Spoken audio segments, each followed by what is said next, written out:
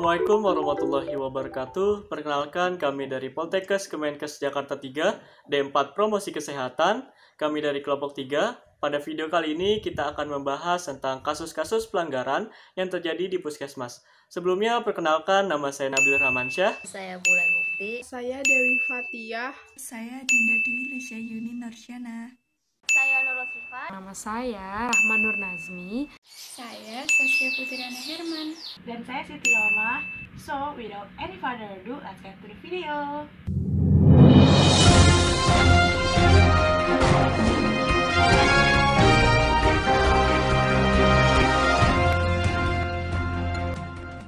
Assalamualaikum warahmatullahi wabarakatuh.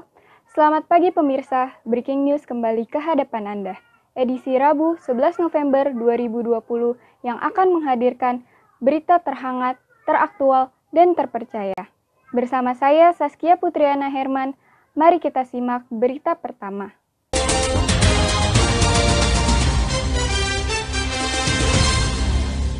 Kasus kelalaian yang terjadi di Puskesmas, yakni pemberian obat kadaluarsa kepada ibu hamil berbuntut panjang. Kepala Puskesmas tersebut mengatakan bahwa petugas telah lalai sehingga salah memberikan obat kadaluarsa kepada ibu hamil. Korban membawa kasus ini ke jalur hukum. Kini petugas kepolisian telah menyelidiki dan memintai keterangan saksi baik dari korban maupun apoteker. Jika terbukti bersalah, Puskesmas terancam hukuman 5 tahun penjara. Saat ini polisi telah mengamankan barang bukti dari sisa obat yang dikonsumsi si korban dan obat kadaluarsa yang masih tersimpan di apotik Puskesmas tersebut.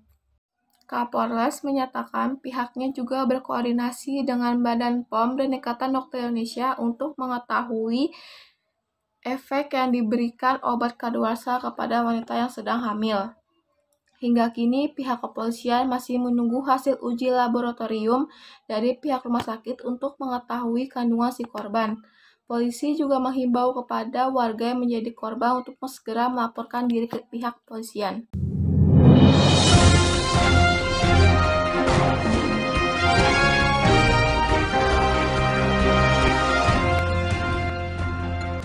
Baik, sekarang kita sudah terhubung dengan rekan saya Nurul Syifa dan Bulan Mukti bersama dengan para narasumber terkait kasus obat kadaluarsa.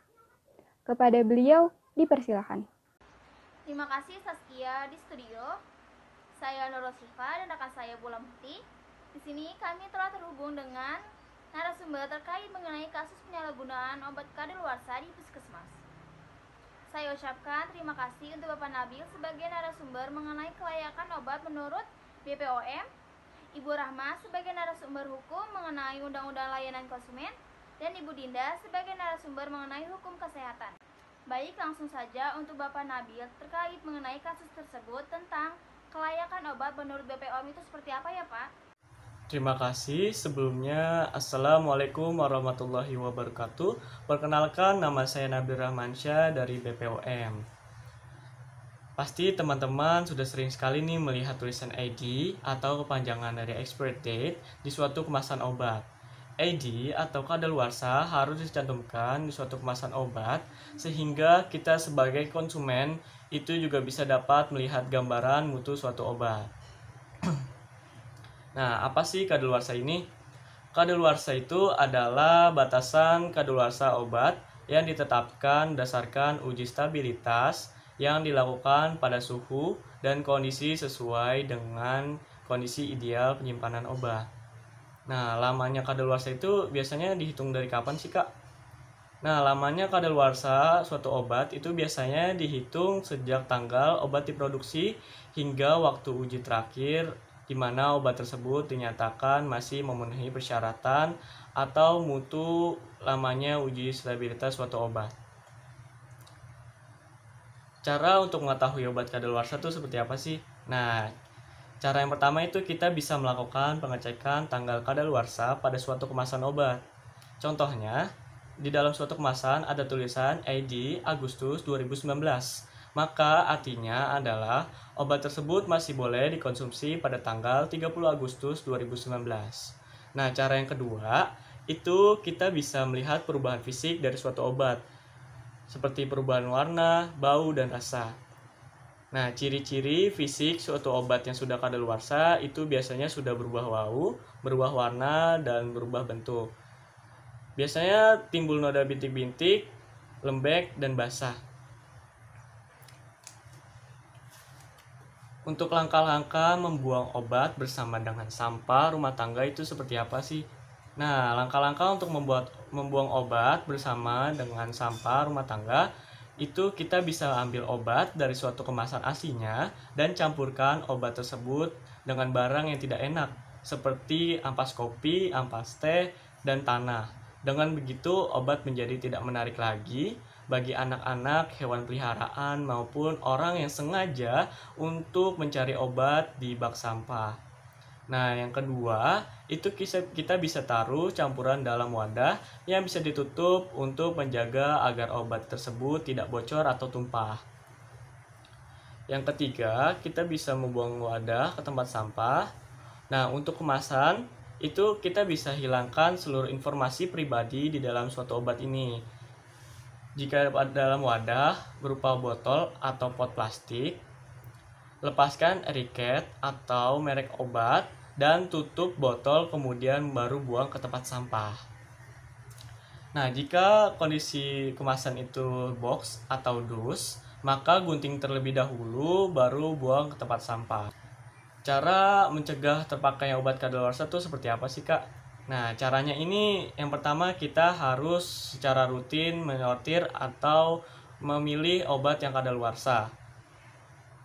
Yang kedua, itu kita bisa membuat sistem penandaan untuk membedakan sisa masa kadaluarsa dalam rangka memberikan identitas yang jelas. Nah, dampak menggunakan obat kadaluarsa adalah penurunan potensi khasiat obat tersebut yang disebabkan oleh penurunan kadar obat. Nah, gitu. Jadi, kalau kita mengonsumsi obat yang kadaluarsa, itu kita bisa menurunkan potensi khasiat dari suatu obat ini, dan biasanya menurunkan kadar obat. Penyantuman ID pada suatu kemasan itu sangat penting, adalah bagian dari komitmen bersama untuk melindungi suatu pasien atau orang yang ingin mengkonsumsi obat. Mungkin hanya sekian penjelasan dari saya, kurang lebihnya mohon maaf, saya kembalikan kepada moderator. Baik, terima kasih untuk Bapak Nabil. Untuk Ibu Rahma, bagaimana nih menurut Ibu mengenai kasus penyalahgunaan obat kadaluarsa menurut Undang-Undang Layanan Konsumen? Jadi, perlindungan pelayanan konsumen itu sudah diatur pada Undang-Undang Nomor 8 Tahun 1999. Jadi, undang-undang ini itu mengatur secara rinci tentang pemberian perlindungan kepada konsumen dalam rangka pemenuhan kebutuhannya sebagai konsumen. Cakupan hukum yang berlaku mengenai hak dan kewajiban konsumen, hak dan kewajiban pelaku usaha, dan cara-cara mempertahankan hak dan menjalankan kewajiban tersebut. Jadi, ada beberapa perbuatan yang dilarang bagi pelaku usaha menurut pasal 8. Beberapa di antaranya, yang pertama, pelaku usaha dilarang memproduksi dan atau memperdagangkan barang dan atau jasa yang